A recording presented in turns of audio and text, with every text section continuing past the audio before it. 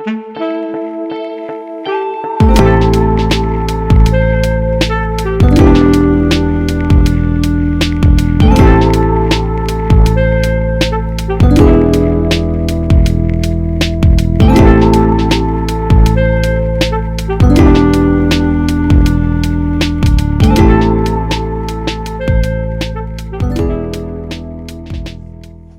everyone, today I'm going to be reviewing this Logitech G915 TKL keyboard. And first things first, I want you to note that I've mainly used this on my work PC that I can't install any software on or kind of edit in any way like that. And my own personal iPad Pro, which is a 2021 model running iPad iOS 15.1.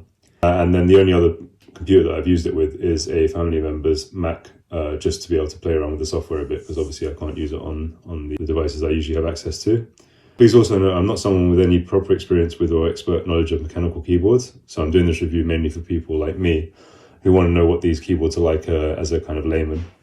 I'll be using some examples for comparison from some Royal Kludge keyboards that I also bought recently, kind of cheaper mechanical keyboards. And I'm kind of in the process of choosing from one of them. So yeah, like I'll be doing some comparison with them. And I'm moving for those who have seen any of my other videos earlier on, I'm moving to a new rating system for 1 out of 5, because I just think it's kind of better I'll be able to give a better idea like without getting lost in kind of the nuances of between 1 to 10, which is kind of like more difficult to work out basically.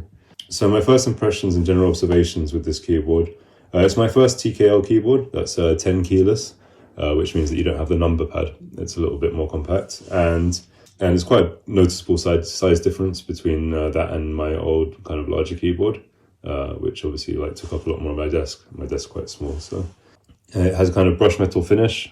If you can see that on here, it's almost like a kind of dark grey blue, and then the keys are kind of black. And I've got the tactile version, because there's different versions you can get of this. You can get the clicky, the linear red switches, or the tactile. So the clickies are blue, and then you've got the red linear switches, and then you've got the brown tactile ones, which is supposed to be kind of in between. And I have those. So I'm going to move on to the positives. Positives are the keys have a nice width and feel, like a kind of snappy feel to them. So yeah, they just feel nice to use. They're not too loud. So yeah, they're nice keys. And they're quite low profile, with not far for the keys to travel when you're clicking them. And it makes typing pretty easy and accurate. You know, I like typing with this keyboard. It's a nice keyboard to use.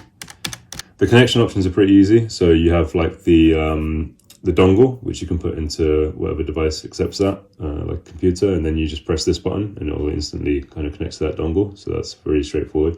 You can also sync it to Bluetooth like devices by using this Bluetooth button. So you press that and then you just search it on the device and you can connect to whatever. Although it only connects to one at a time, so you have to, like with kind of any headphones or something, you know, like disconnect on the device to be able to connect to another device. There's no like switching between the devices on the actual keyboard. So there's that. But yeah, the connections are right. And then also you have the option for the wired connection as well. So you just get the wire that comes out of the keyboard and put it into whatever you want it to connect with, and that's really easy and straightforward as well. So if you want to just have this wired constantly to your computer, yeah, it's perfect for that.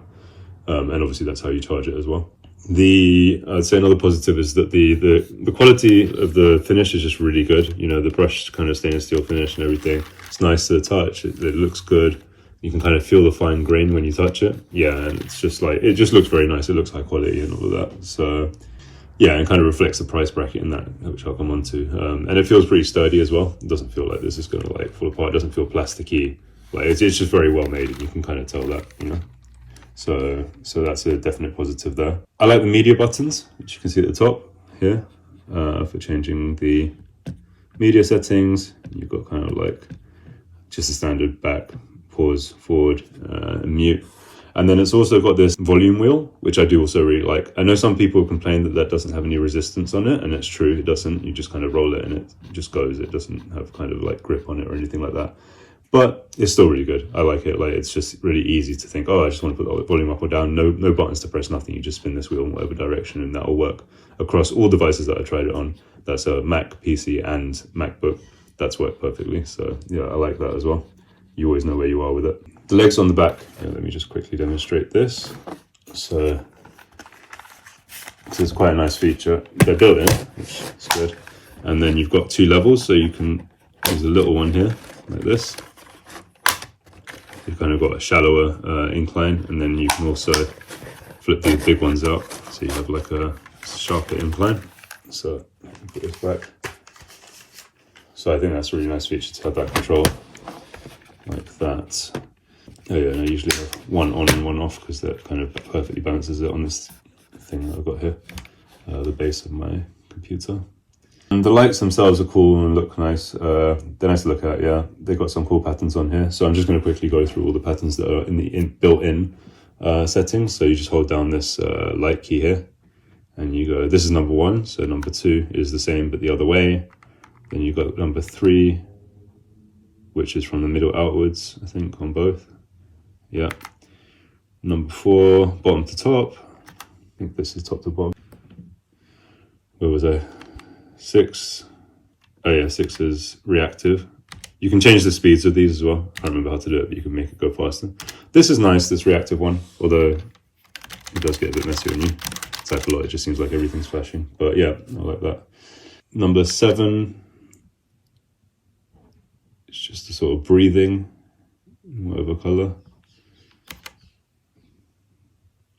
I think these are my custom ones, so I'll get onto that. I went onto the software and I did manage to get a couple custom ones in, and this one, yeah, it's 8, 9, I can't remember exactly, yeah, but anyway. And then yeah, I also from the software managed to get this on, yeah, FN and 1. Oh yeah, so this is the really quick reactive one that I managed to get programmed onto it from the software. And then FN3, I got this one. I downloaded this from another user, which I did manage to do, and it's supposed to be based on kind of like the Matrix. So I thought that was quite cool as well. So I'll leave this one on for now. So that's kind of all the positives that I have for this keyboard. I think the main positive I would emphasize would be the quality finish and all of that. So I'm gonna move on to the negatives now. I do think there are quite a few negatives to this keyboard as well. So first of all, it would be nice to have multiple Bluetooth connections stored at once, so you could switch between the devices. And this is the case with these Royal Clutch keyboards that I mentioned, which are actually like about half the price of this. You know, they have some buttons and you can just press FN 1, 2, or 3, well, Q, W, or E, which is 1, 2, or 3 labeled underneath, and you can instantly switch between different Bluetooth devices, which for me personally with my setup is really useful. Obviously, it's only important to you if you want to use multiple Bluetooth devices like that. And you could also set it up so that you have a dongle in one thing and use it with the dongle versus Bluetooth on this. But I just prefer the Bluetooth, like multiple Bluetooth device options. So, you know, that's one thing that is kind of missing, I think, to be able to switch between different Bluetooth devices like that. The second thing is that it works on a micro USB connection into the keyboard from the USB. And to me, that just feels kind of cheap and outdated. It doesn't really fit in with my setup that well because I mainly use USB-C nowadays. And USB-C cables are just generally feel like sturdier and higher quality. So it's weird for a keyboard this expensive to come with the micro USB connection, yeah. I find that kind of strange. But my main overarching problem with this keyboard is the over-reliance on software. So for me, as someone who uses a PC that is a work PC and I can't make any changes, I can't install software on it or anything like that, and then I use an iPad, which their software doesn't work for, my only option is to like ask someone to borrow their computer or use their computer, which is what I did to use the software. And that just makes this keyboard super restrictive for me. You can't really change the settings that much. Like everything seems to be basically geared towards controlling it on the software. And even if you use, for instance, these light settings that I showed, like one of these, yeah, this is quite a severe problem. So if I leave it on any of these settings, the built-in ones, after about 2 minutes or whatever, it'll just instantly switch to a kind of a screensaver-ish kind of mode, or kind of like, yeah, not the mode that you're on, but something that's different, you know, kind of sleep mode. And then after that, it will delete the settings that you put on. Like it won't keep whatever you've done with it. And that's really annoying because, for instance, you can adjust the speed, you can adjust the brightness and everything like that. But after 2 minutes, it's gone if you don't touch the keyboard, I mean. Like, so that's really annoying, actually. Okay, so if you do want to switch to your own light modes, like I suggested that I have, so if you do want to switch to your own light modes, like I kind of programmed some in using it, the software, you have to do that on the software, and then it's just a really, really confusing process. You have to like preset the things on the software, as if you're going to use the keyboard with the software, but then you have to like change one thing. It's like, it clearly isn't made to do that. I can't even remember the process, and to be honest, if I tried it again now, like I did try it twice, and the second time I completely forgot it because it's just really, really convoluted and clearly just not made for that purpose at all. So yeah, basically saving things onto it from the software to use off the software is just a complete hassle, and it's clearly not made very well to use the onboard memory function at all. The software in general just seems like kind of not very good, kind of counterintuitive. You have to like make a profile in order to download other people's presets. The way that other people's presets are saved on there, like, you know, when other people upload the things they made, it's just really messy. It's like not that easy to search them. There's no like recommended ones. There's no other ones from the company, from as far as I can see, that are kind of made. It's kind of very much like a bad version of the App Store on Apple or something. It's like just really, really messy. And there's no like demos of what the other ones really look like or anything like that, as far as I could see. So anyway, yeah, this over-reliance on software is basically my main gripe, and like to me it's really the downfall of this keyboard. For anyone who doesn't want to use it constantly with the software that you have to download onto your computer, I just wouldn't recommend this at all, basically, if you're interested in lights. I mean, if you're just interested in a keyboard, you can type one. I guess, yeah, you could use it, but then I wouldn't really recommend spending this much on it. So yeah, it kind of brings me on to the lifestyle and uses for this board. It's pretty good for those who own PC or Mac with the ability to use the proper light customization options, I'm sure. I know a lot of people recommend it for that. And, you know, it is customizable and everything like that. You can take the keys off and swap out the switches and all that sort of thing, which I know some people are really interested in.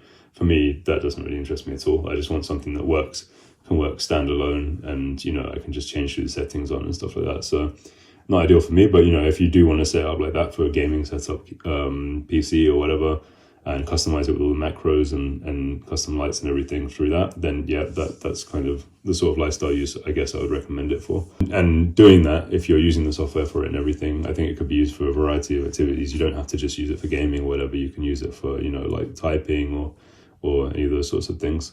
But yeah, I really definitely wouldn't recommend it to anyone using iPad or a computer where they can't download the software. Because yeah, I don't think that it has much in the way of uses for that sort of situation.